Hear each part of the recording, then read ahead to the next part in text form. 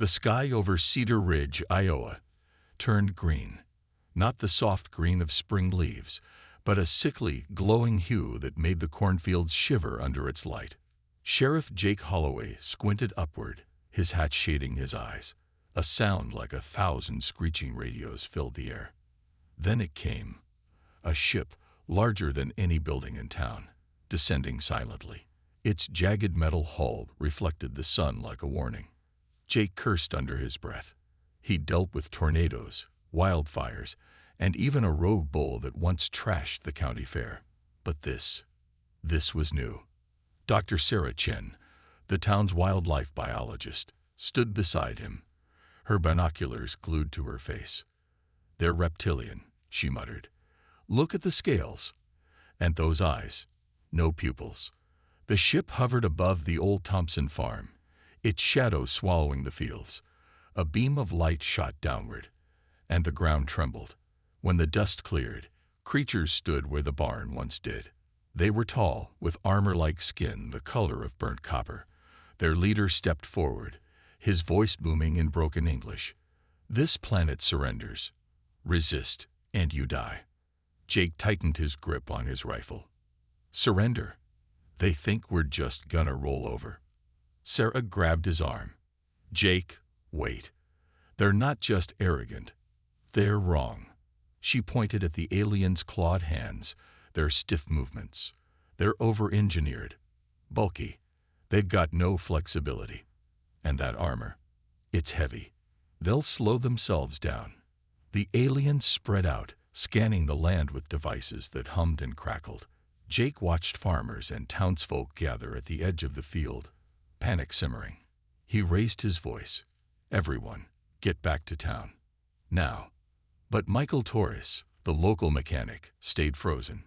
His workshop sat 100 yards from the ship. "My tools," he said, voice shaking. "Everything I own's in there."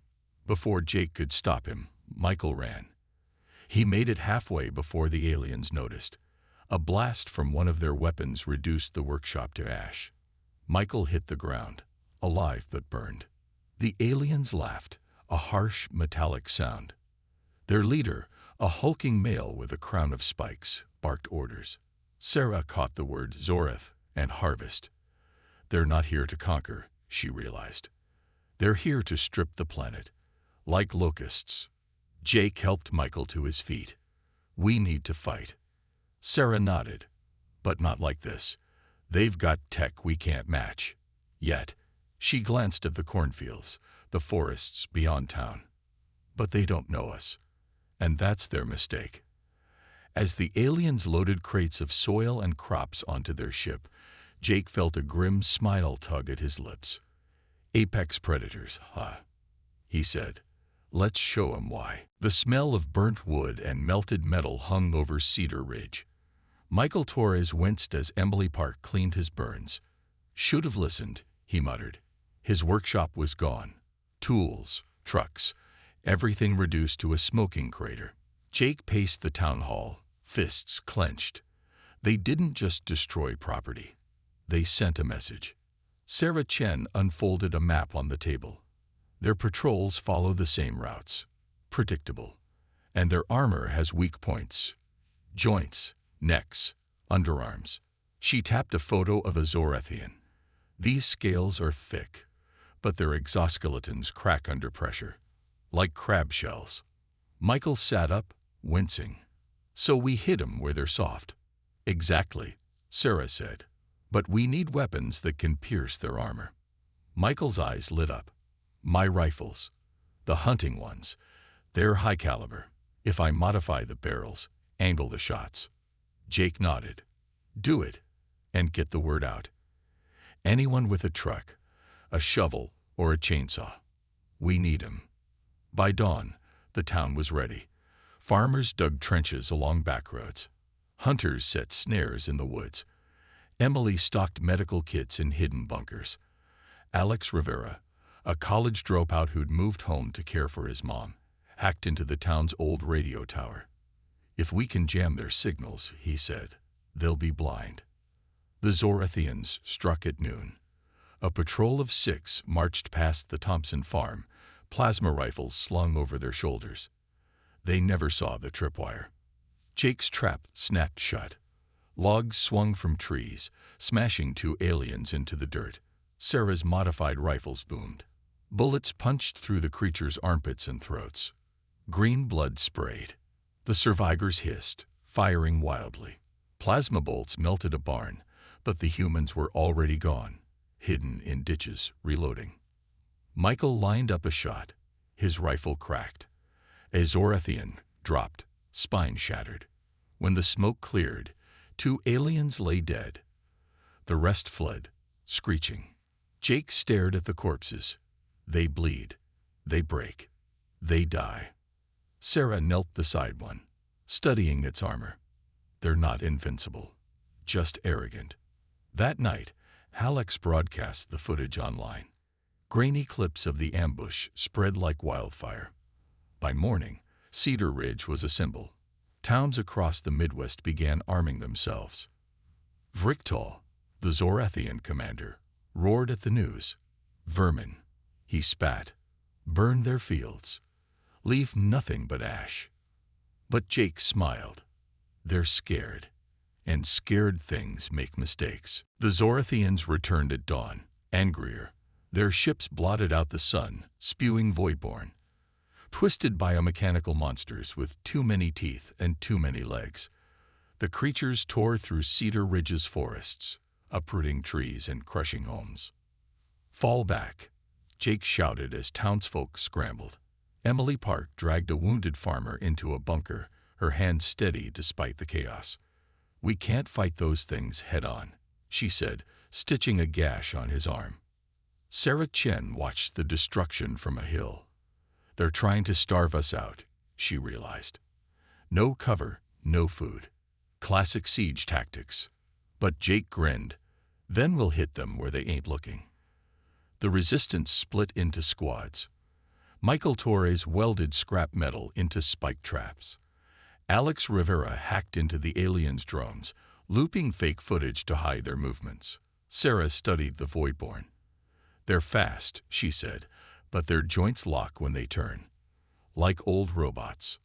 Grandma Ruth, a silver-haired widow who'd once designed power grids, rigged live wires to fallen trees. Taught myself a few tricks after my husband passed, she said, adjusting her glasses. Never thought I'd use them on space lizards. That night, the Zorathians sent a battalion into the northern woods. Jake's team sprang the trap. Spikes impaled two Voidborn. Alex's hack drones blinded the alien sensors. Sarah's shooters targeted the creature's joints, dropping them like broken toys. But the real blow came from Grandma Ruth. She flipped a switch, sending electricity surging through the wet soil. The Voidborn convulsed, their metallic parts frying. Green blood sizzled in the mud. Vriktal, watching from his ship, slammed a clawed fist into a console. Primitive tricks. He snarled. Burn the earth. Leave them nothing. As the aliens torched the remaining forests, Sarah noticed something. A Voidborn thrashed in a creek, its shields failing as water shorted its circuits.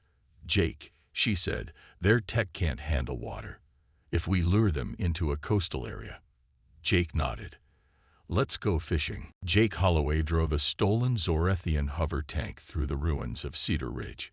Its alien controls glowed faintly, and the smell of burnt circuitry filled the cockpit. You sure this'll work? He asked, glancing at Sarah in the passenger seat. Physics doesn't lie, she replied. That canyon's walls are unstable. One big shake, and they'll come down like sandcastles. The plan was risky. Jake would lure a Zorathian battalion into the Redstone Canyon, a narrow gorge with cliffs towering 200 feet, while Sarah and Grandma Ruth waited with explosives. Michael and Alex had rigged the tank to emit a fake energy signal, mimicking the human weapons cache. Here they come, Alex whispered over the radio. On a nearby ridge, he watched a column of 6 Voidborn, and a dozen Zorathians march toward the canyon. Their plasma rifles hummed. Jake gunned the tank into the gorge, kicking up clouds of dust. The aliens followed, their heavy footsteps shaking the ground. Sarah checked the detonator. "Wait," she muttered. "Wait." When the entire force was inside the canyon, Grandma Ruth pressed the trigger. Dynamite hidden in the cliffs exploded. Boulders the size of houses rained down. The Voidborn screeched, crushed under the rubble. Zorathians scrambled, their armor cracking under the impact. "Now," Sarah shouted. Jake slammed the tank into reverse. Sarah fired a rifle at the canyon ceiling, triggering a chain reaction. The walls collapsed, burying the aliens alive. But 2 Zorathians survived. They raised their plasma rifles, only for the weapons to sputter and die.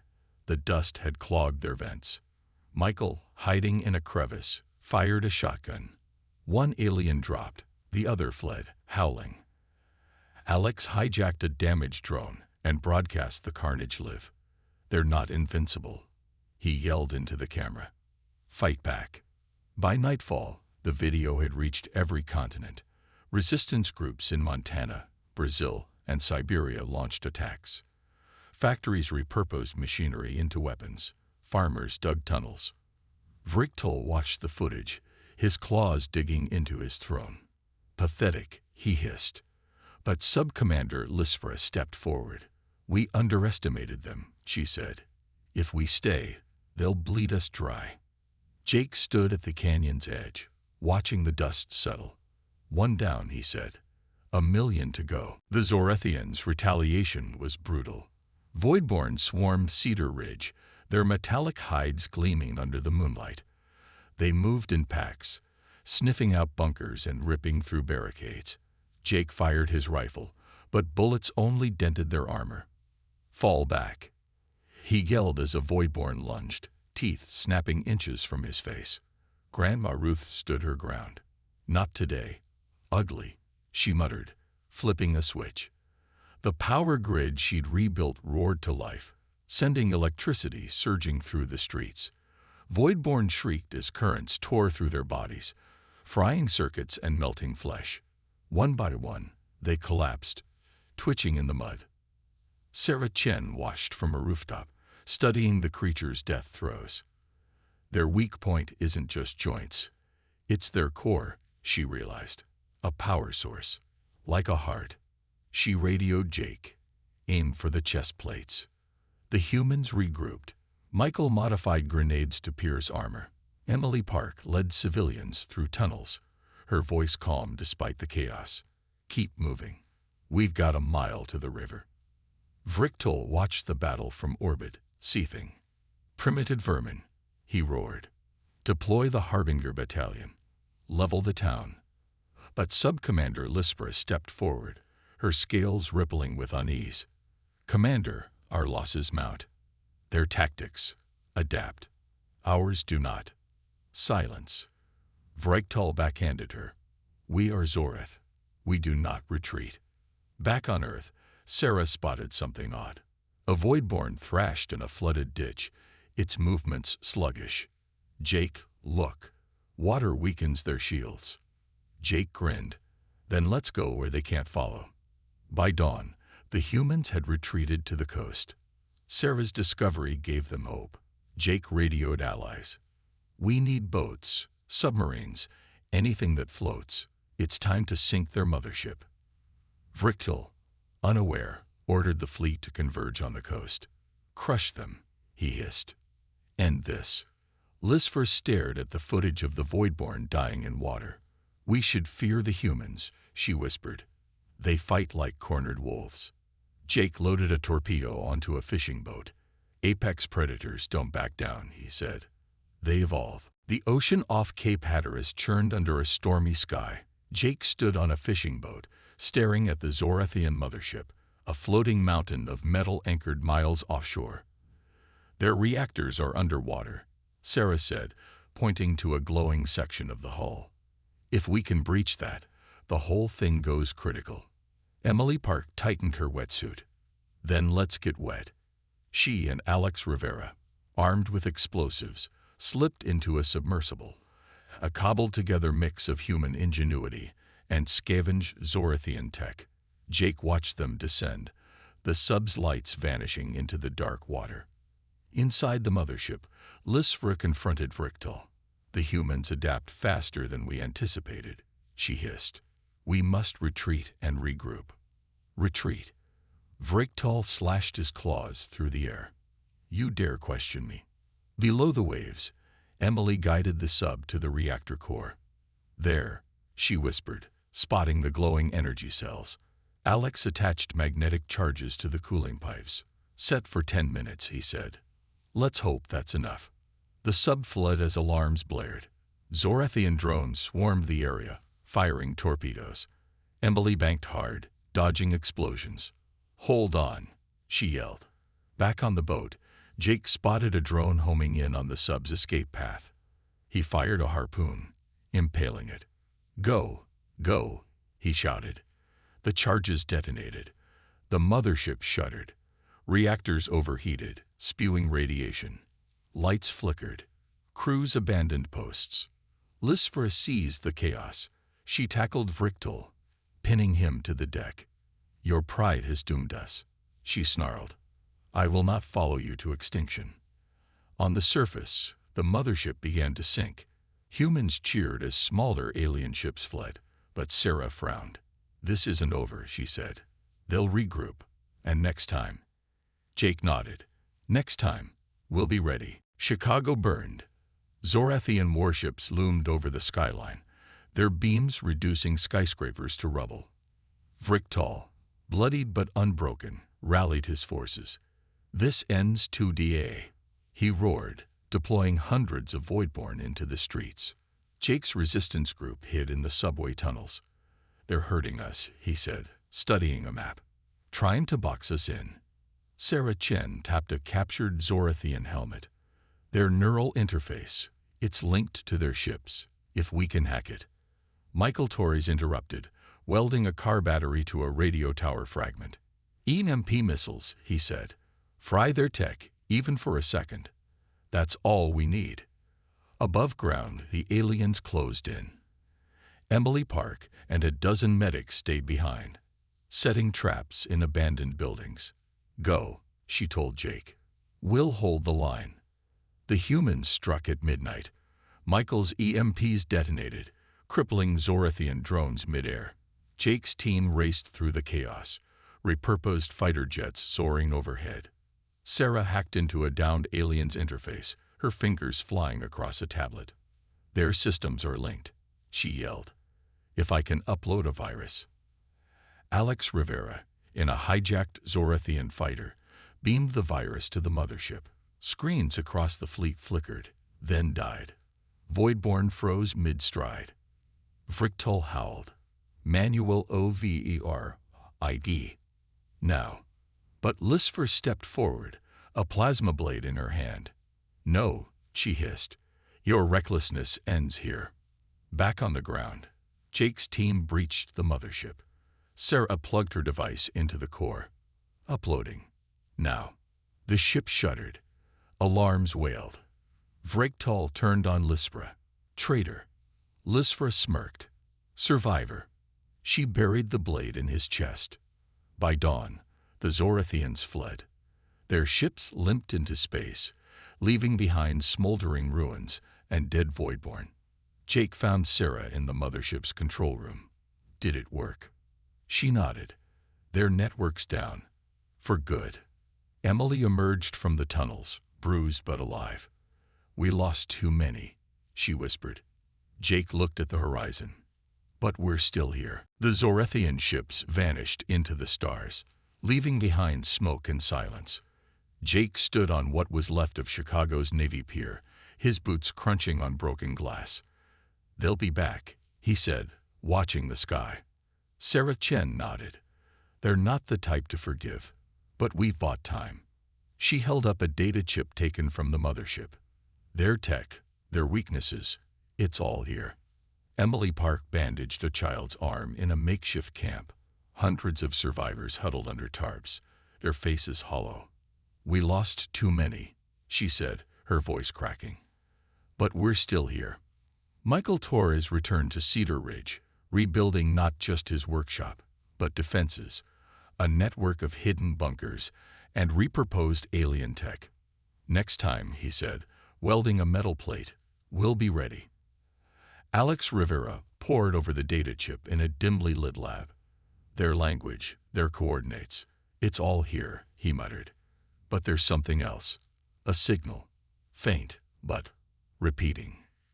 Grandma Ruth joined him, squinting at the screen. What's it saying? Alex hesitated.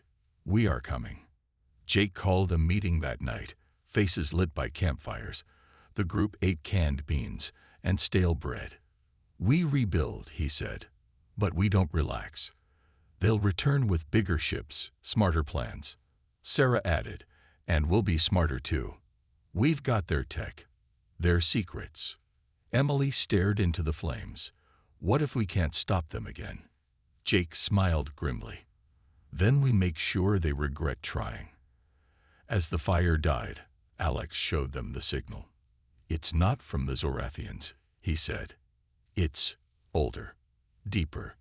Sarah's eyes widened. Another faction. Jake sighed. Always more predators. Cedar Ridge slowly rose from the ashes. Jake oversaw the rebuilding. New homes, stronger walls, hidden bunkers. Children played in streets lined with rebuilt shops, their laughter a defiance against the silence left by war. Sarah published a paper titled Fragile but Unbroken: Human Resilience in Extinction Events. Scientists worldwide debated her thesis. We survive not despite our weaknesses, but because of them. Our fear, our pain, they force us to adapt, to fight. Emily trained field medics, her voice firm. You don't just patch wounds, she told them. You give people hope. She never spoke of the friends she'd lost, but her hands never shook. Michael's workshop became a fortress of innovation. He repurposed Zorathian alloy into farming tools, water purifiers, and solar panels. They came to take, he said, welding a beam. We'll use their trash to rebuild. Alex decoded the mysterious signal. It's not Zorathian, he told Jake one night. It's older. A galactic warning. Something's coming. Bigger. Grandma Ruth worked in her basement, surrounded by alien tech. If they come back, she said, they'll regret underestimating us twice. Months later, the president awarded Cedar Ridge's survivors medals. Jake accepted his, then gave it to a boy orphaned in the war. This belongs to all of us, he said. But at night, he'd stand on his porch, staring at stars. Sarah joined him once. You think we're ready? She asked. No, he said, but we're still here. That's got to count for something. In the ruins of Chicago, a monument rose, a statue of a farmer, a mechanic, a medic, and a soldier standing back to back. The plaque read, they adapted, they fought, they remembered. Alex's signal grew louder. The town of Cedar Ridge held a festival 1 year after the war. Strings of lights crisscrossed the streets, and a band played on a makeshift stage. Children laughed, chasing fireflies. Jake sipped coffee, watching Sarah dance with Alex. Even Grandma Ruth clapped along, her boots thumping the dirt.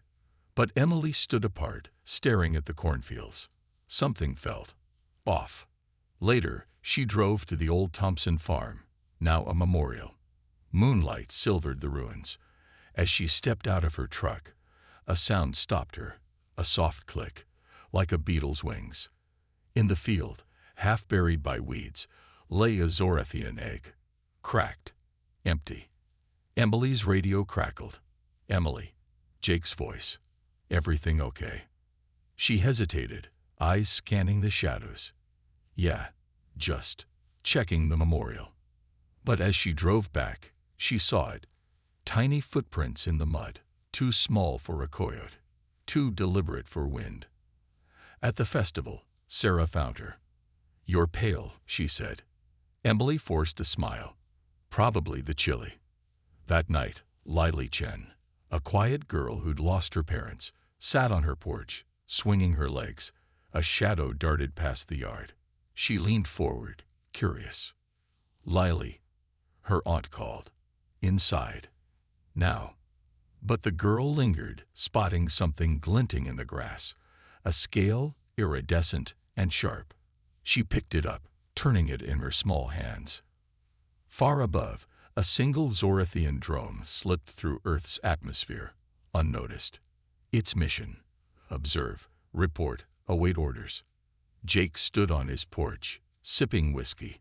A cold breeze carried the scent of rain, and something metallic. He didn't see the drone, but he felt it.